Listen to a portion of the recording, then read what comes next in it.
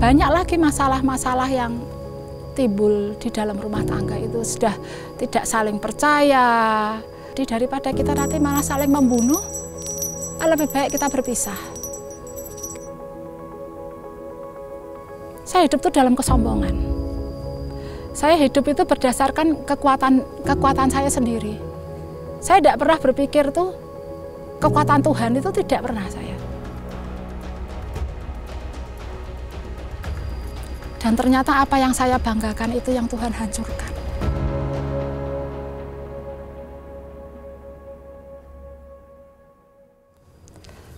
Kalau masa kecil saya itu boleh dibilang tuh saya tidak dengan orang tua. Saya dikirim ke Jawa, jadi saya tuh dari kecil dididik sama om sama tante saya, yang akhirnya saya panggil papa mama. Karena itu saya dari usia 7 bulan saya dibawa ke Jawa. Karena setelah saya usia 3 tahun itu papa mama itu pisah. Saat itu saya pendidikan kita keluarga Kristen. Gimana ya, itulah kalau nggak ada orang tua itu kita itu seperti kehilangan arah. Nggak tahu kita mau kemana, itu kita nggak tahu. Pada waktu itu saya kenal sama seorang laki-laki, saya mulai dekat sama dia, akhirnya saya menikah sama dia. Pada saat menikah itu pun posisi saya sudah hamil. Saya sudah hamil dan mau ndak mau harus nikah gitu.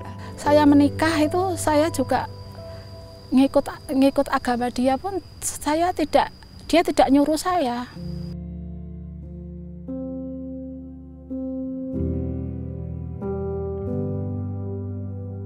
Saya tuh gini, pikiran saya jabari masih muda itu pikiran saya gini, wong yang namanya satu perahu, ada istilah satu perahu tidak bisa 2 nahkoda kan gitu. Saya bilang saya yang ngalah.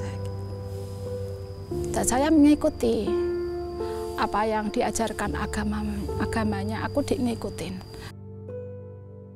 Suami saya itu tipe orangnya yang temperamen, keras. Karena pada waktu itu istilahnya banyak kata-kata dia yang menyakitkan. Dan banyak lagi masalah-masalah yang timbul di dalam rumah tangga itu, sudah tidak saling percaya. Daripada saya sampai gini, daripada kita kalau dia kan kalau berkelahi juga kalau ribut kan juga kata-katanya juga agak kasar. Jadi daripada kita nanti malah saling membunuh, lebih baik kita berpisah. Kita berpisah baik-baik. Prinsip saya dulu seperti itu.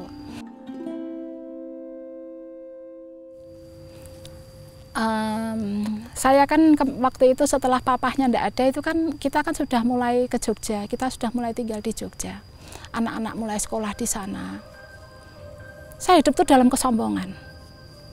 Saya hidup itu berdasarkan kekuatan saya sendiri.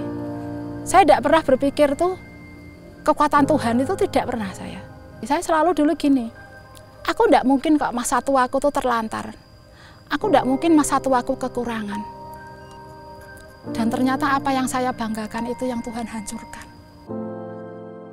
Dulu tuh saya semua punya, Mas, mobil punya, rumah itu banyak.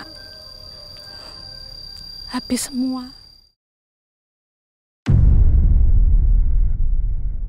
Dan saya tuh sampai bingung, saya harus gimana itu saya bingung. Bingungnya itu,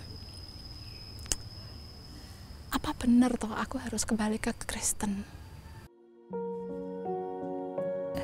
Saya dulu kan sering tidur malam. Tidur malam saya sering nonton Solusi dulu tuh. Saya sering nonton Solusi. Setiap tuh saya ikuti terus Solusi itu. Setiap kali ada yang narasumber cerita, nangis. Saya nangis. Tapi pada waktu ada lagu atau apapun, itu saya itu seperti mulut itu seperti terkunci, hati terkunci. Jadi kayak keras, hati saya tuh keras, saya gitu atau enggak. Itu bukan agamaku, itu sudah masa lalu, saya gitu. Padahal ada kerinduan seperti itu tuh ada. Dan saya tuh tidak tahu kenapa pada waktu itu saya cuma setiap hari berdoa. Jadi itu berdoa, saya cuma duduk di pinggir tempat tidur, saya duduk atau Tuhan, aku harus kemana? Aku harus bagaimana? Tunjukkan jalan. Saat itu saya tuh cari solusi. Udah gitu saya cari, dapat di internet. Saya minta didoakan. Akhirnya tahu-tahu dari pihak solusi itu kasih tanggapan ke saya. Kasih tanggapan, mereka bahkan mendoakan saya cerita masalah saya. Saya tuh pengen kembali ke Kristen tapi nggak tahu gimana caranya, saya gitu. Sampai akhirnya beberapa kali saya ditelepon sama petugas solusi, itu mendoakan saya. Dan pada waktu saya didoakan pertama kali itu saya nangis. Selain nangis itu saya juga gini ya, aku kok rasanya hatiku kok damai ya, saya gitu. Saya kok damai ya, aku bilang gitu.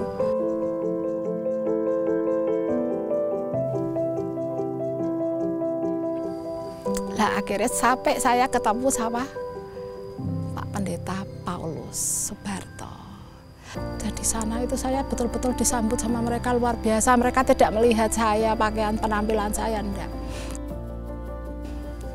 Dan saya di saat itu tuh saya tuh sampai nangis sekali, saya tuh, ya Tuhan. Pada waktu ikut ibadah pertama itu, ini Tuhan yang aku inginkan dari dulu itu seperti ini Tuhan, damai seperti ini. Pada awalnya beliau ini orang yang di luar iman. Nah setelah ibadah dia bercerita-cita tentang bahwa dia kepingin mengenal Tuhan lebih dalam. Akhirnya kami konseling, kami jelaskan tentang keselamatan di dalam Tuhan, dan akhirnya bertumbuh dan singkat cerita dia minta dibaptis. Di dalam nama Tuhan Yesus.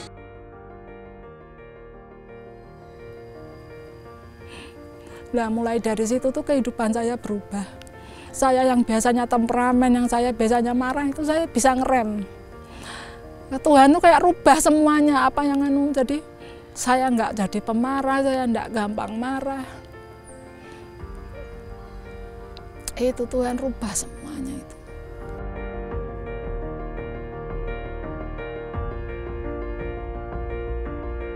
Sampai sekarang ini saya berusaha, istilahnya selama saya mampu, selama saya bisa, saya tetap ibadah, ke gereja tetap saya lakukan. Saya cuma gini, Tuhan, aku tahu Tuhan, masih banyak rencanamu buat aku, saya gitu. Masih banyak hal-hal yang Tuhan mau ajarkan buat aku. Masih banyak mukjizat-mukjizat yang Tuhan mau tunjukkan buat saya.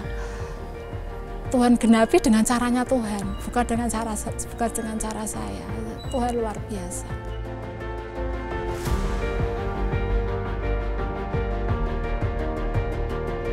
Makanya sekarang saya kalau doa, saya tidak mau lagi cari Tuhan ini lo mauku enggak, Tuhan maumu apa untuk hidupku. Saya seperti itu.